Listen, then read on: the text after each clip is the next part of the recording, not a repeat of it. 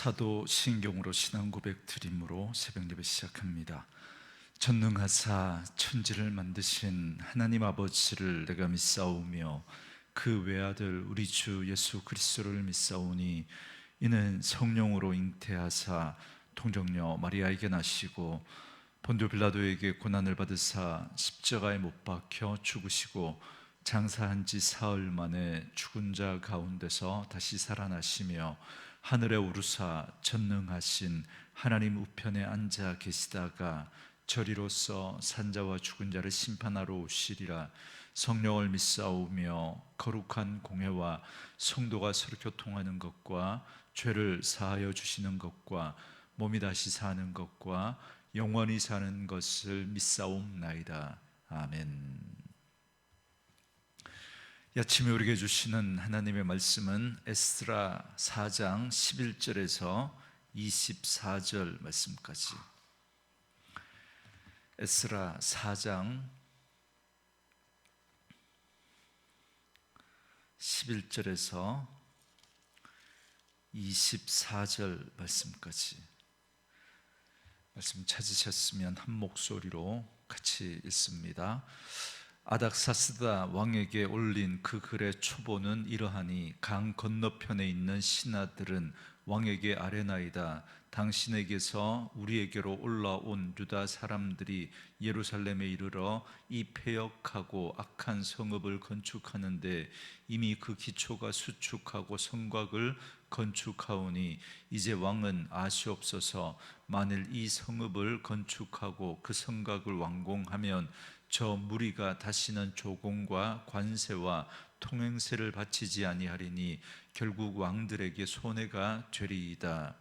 우리가 이제 왕궁의 소금을 먹음으로 왕이 수치당함을 참아 보지 못하여 사람을 보내어 왕에게 아뢰오니 왕은 조상들의 사기를 살펴보시면 그 사기에서 이 성읍은 패역한 성읍이라 예로부터 그 중에서 항상 반역하는 일을 행하여 왕들과 각 도에 손해가 된 것을 보시고 아실지라 이 성읍이 무너짐도 이 때문이니이다.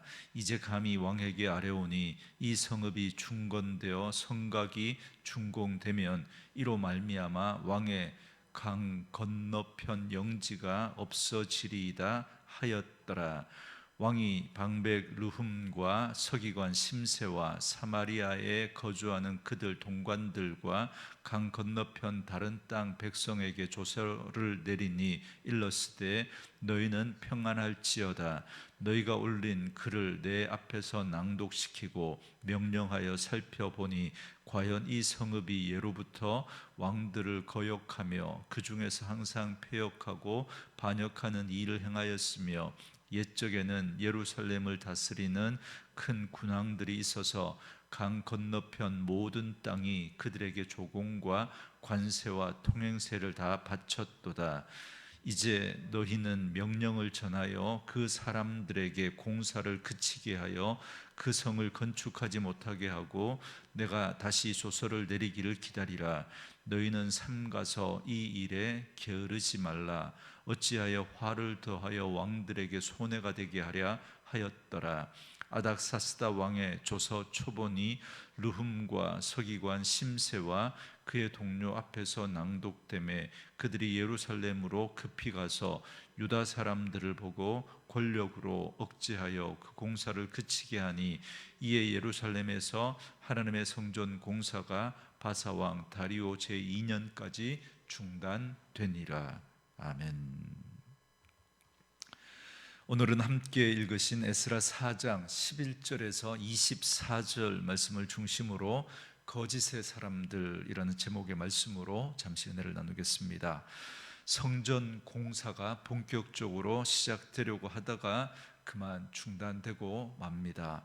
우리가 앞서 살펴봤던 것처럼 그 사마리아인들의 방해로 인해서 결국은 성전 건축이 중단됩니다. 사마리아의 방백 르훔과 서기관 심세의 끊임없는 방해로 결국 오늘 본문 마지막 24절 말씀처럼 다리오 2년까지 중단되게 됩니다. 그런데 여러분 본문을 잘 보시면 실제 역사와 시간적으로 이렇게 거꾸로 기술되어 있는 걸 볼 수가 있습니다. 여러분 11절, 오늘 본문 시작하는 11절에 보면 아닥사스다 왕에게 대적들이 올린 상소로 오늘 본문이 시작되죠. 그리고 마지막 24절에 보면 결국 다리오 왕 그 5년 제2년까지 이제 성전 건축이 중단되게 되었다, 이렇게 말합니다. 그런데 사실 페르시아의 아닥사스다 왕이 다리오 왕보다 후대 왕입니다. 페르시아 제국은 고레스에 의해서 건국해서 고레스의 칙령으로 유다 백성들이 예루살렘으로 그렇게 포로해서 귀환하는 일이 있지 않습니까? 그 다음 두 번째 왕이 캄비세스 왕이고 세 번째 왕이 다리오 왕입니다. 여러분 네 번째 왕은 아하수에로 왕입니다. 여러분 에스더서에 보면 그 에스더를 왕비로 맞아들였던 왕이 바로 이 4대 왕 아하수에로 왕입니다. 그리고 오늘 본문 11절에 나오는 이 아닥사스다 왕은 다섯 번째 왕입니다. 그러니까 순서가 완전히 반대로 되어 있는 거죠.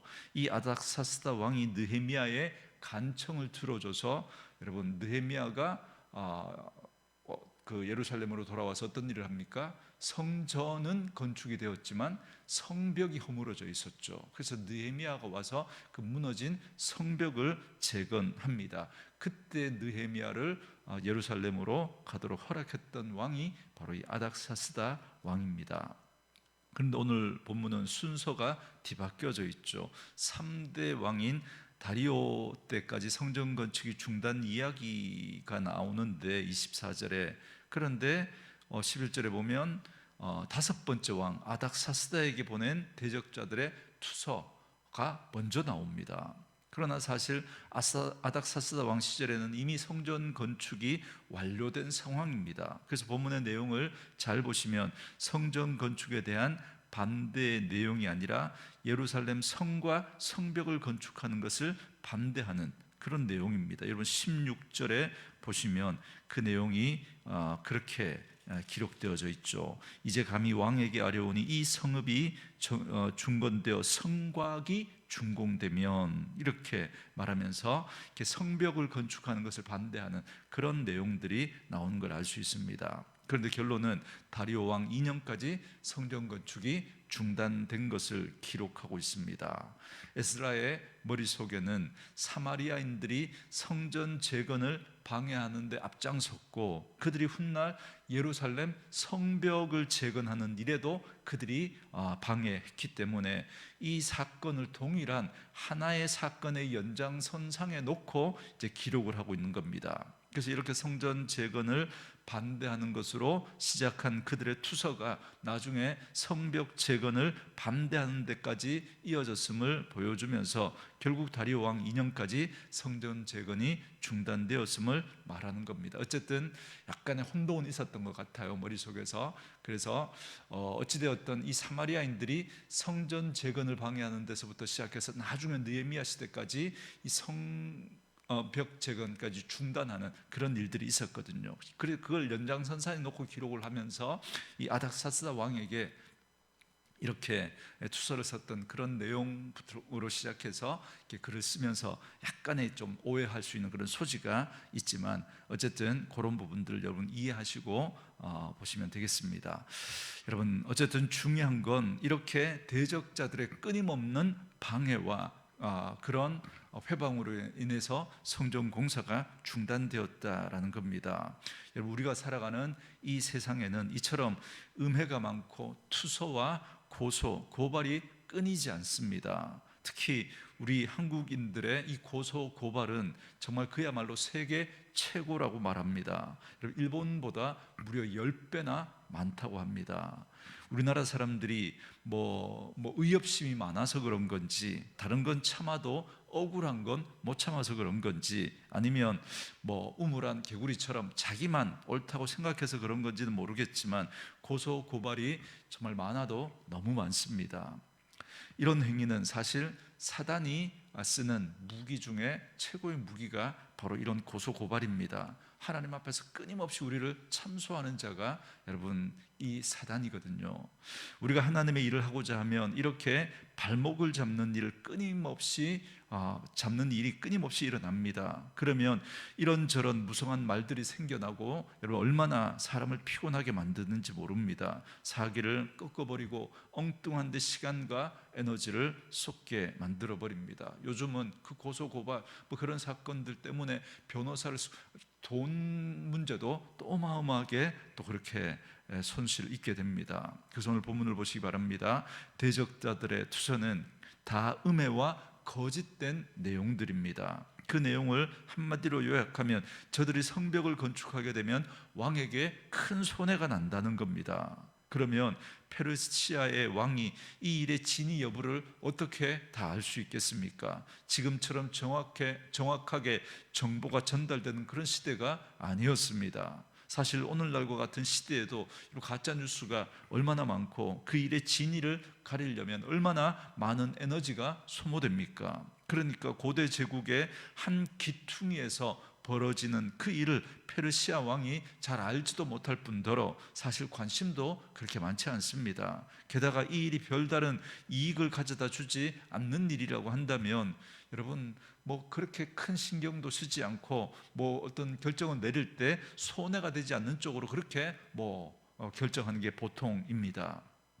13절에 보면 그래서 대적자들이 뭐라고 모함을 하느냐면 유다 백성들이 성벽을 완공하면 왕에게 세금을 내지 않을 것이다, 왕에게 손해가 될 것이다, 그렇게 이야기하는 거죠. 15절에 보면 대적자들은 자신들의 말이 사실임을 주장하기 위해서 과거 유다 백성들이 주변 강대국들의 그 압제에 항거했던 그 역사들을 언급합니다. 그렇게 해서 왕을 설득하고자 하는 그런 치밀함을 보입니다. 결국 아닥사스다 왕은 대적자들의 집요한 고소 고발에 마침내 유다 백성들에게 예루살렘 성읍과 성곽을 재건하는 공사를 중단시킵니다.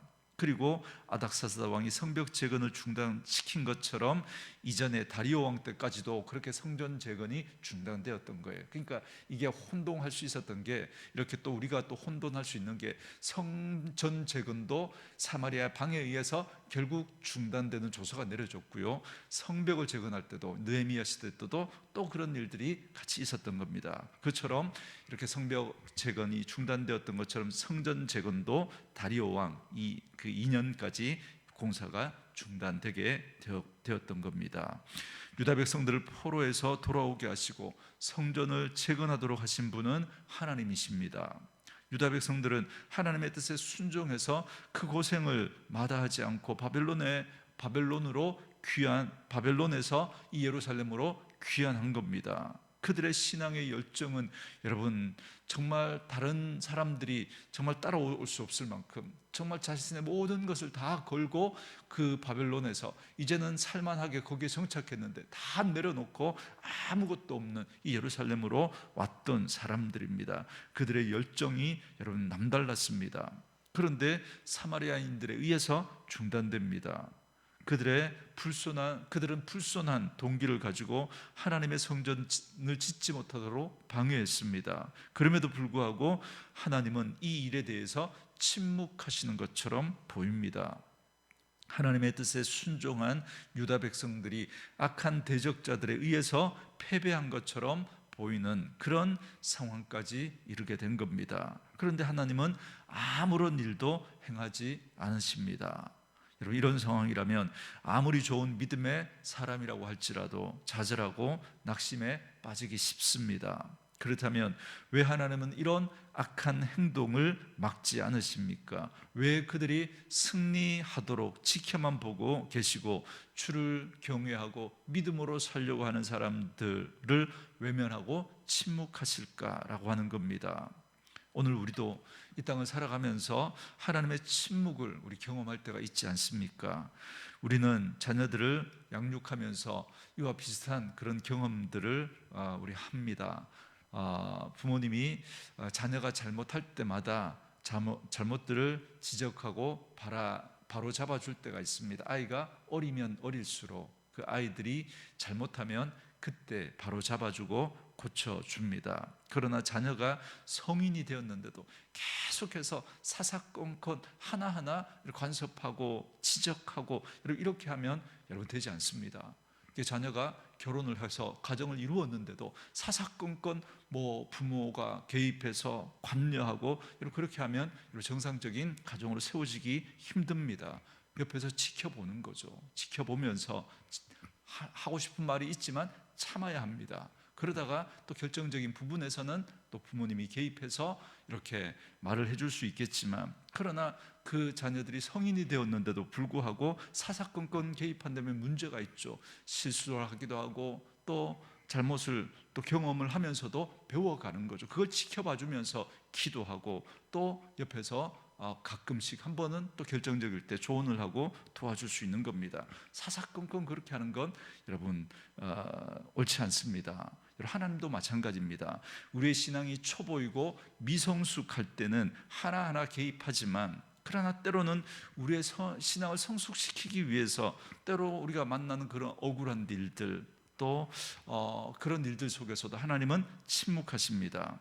그것을 어떻게 믿음으로 처리하는지를 지켜보시는 거죠. 그리고 그것을 통해서 또 깨닫게 하시고 또 그 아픔들을 통해서 배워가게 하십니다. 그러므로 비록 고난이나 억울한 일을 감당하는 것을 여러분 그 당시에는 고통스럽고 아프고 힘들지만, 그러나 이를 허락하신 분이 하나님이시다라고 한다면 하나님의 침묵에는 반드시 이유가 있다는 사실을 여러분 꼭 기억하시기 바랍니다. 때가 되면 하나님의 섭리 가운데 반드시 여러분 그 일들을 통해서 하나님이 하시고자 했던 일들을 우리가 보게 될 것입니다. 그래서 결국은 하나님은 그 우리의 실수와 우리의 아픔까지도 하나님은 합력해서 선을 이루시는 분이신 줄 믿습니다.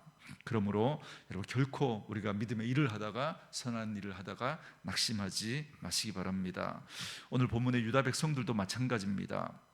사마리아 사람들의 회방으로 무려 16년이나 여러분 공사가 중단됩니다. 그러나 마침내 하나님의 도우심으로 말미암아 성전을 완공하게 됩니다.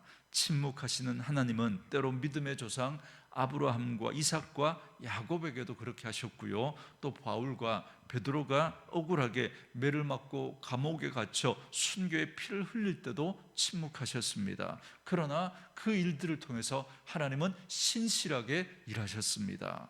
그렇다면 오늘 내가 아무리 믿음으로 살고 주를 위해 헌신하고 충성한다고 해도, 주를 위한 고난을 당한다고 해도 여러분 그 선하신 뜻과 섭리가 있다라는 사실을 여러분 믿으시기 바랍니다. 그러므로 선을 행하되 낙심하지 마시기 바랍니다. 여러분 그렇게 해야 될 이유는 그 선하신 뜻과 섭리가 우리가 있다라는 사실을 믿기 때문에 그렇습니다. 여러분 예수님도 그렇지 않습니까? 십자가 위에서 엘리 엘리 라마 사박다니 나의 하나님 나의 하나님 어찌하여 나를 버리십니까? 라고 그렇게 부르셨을 때도 하나님은 침묵하셨습니다. 베드로전서 5장 10절 말씀에 보면 그 하나님의 침묵을 깨닫게 되었던 베드로가 이렇게 고백합니다. 하나님께서 우리를 그리스도 안에 부르사 잠깐 고난을 받게 하시어 우리를 온전하게 하시고 굳게 하시고 강하게 하신다, 그렇게 고백합니다.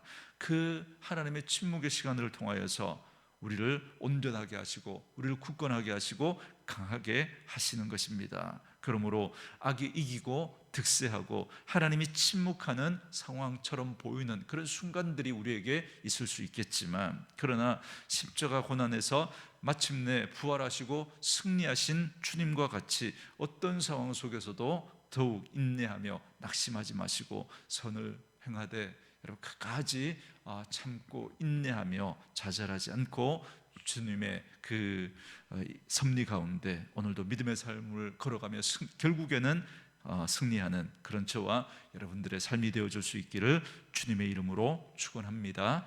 우리 주신 말씀 묵상하시면서 이 찬양 함께 들으시며 기도하는 시간 갖겠습니다.